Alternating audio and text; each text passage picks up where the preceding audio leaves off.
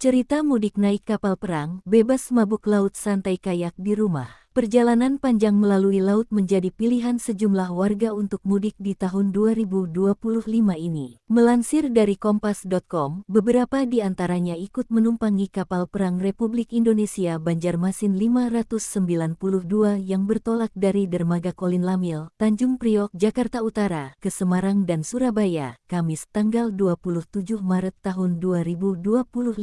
Cukup besar beda waktu antara perjalanan melalui darat dan laut. Namun, sebagian penumpang kapal perang ini mengaku lebih nyaman mudik melalui laut. Nuryani, misalnya, warga Bekasi ini menjajal mudik naik kapal perang dan di dalam dek kapal Kri, setelah setiap tahunnya berangkat ke Semarang, Jawa Tengah, menggunakan mobil. Berbeda dengan Nuryani yang baru menjajal mudik dengan kapal perang, Wiwik dan Ripka sudah beberapa kali ikut program mudik gratis dari TNI AL ini. Warga asli Tanjung Priok ini mengaku sudah beberapa kali dapat ikut mudik gratis TNI AL karena mereka tinggal berdekatan dengan salah seorang prajurit di Matra ini. Wiwik mengatakan, kapal perang ini sangat nyaman untuk digunakan mudik, sebab jika bosan duduk di satu tempat, dia bisa jalan-jalan menyusuri kapal. Selain itu Ripka mengaku tidak akan mabuk laut menaiki kapal perang ini. Dia berkelakar, mereka berdua sudah biasa naik kapal pelni yang ukurannya lebih kecil. Diketahui para penumpang menempati beberapa tempat yang terhitung lebar. Pada geladak terbuka di bagian atas didirikan tenda. Seluruh sisi tenda ini tertutup meski tidak rapat. Pemudik yang berada di geladak terlihat tidur-tiduran di dalam tenda, tetapi ada beberapa yang terlihat duduk-duduk menikmati angin laut. Berdasarkan data dari TNI AL, sebanyak 1.642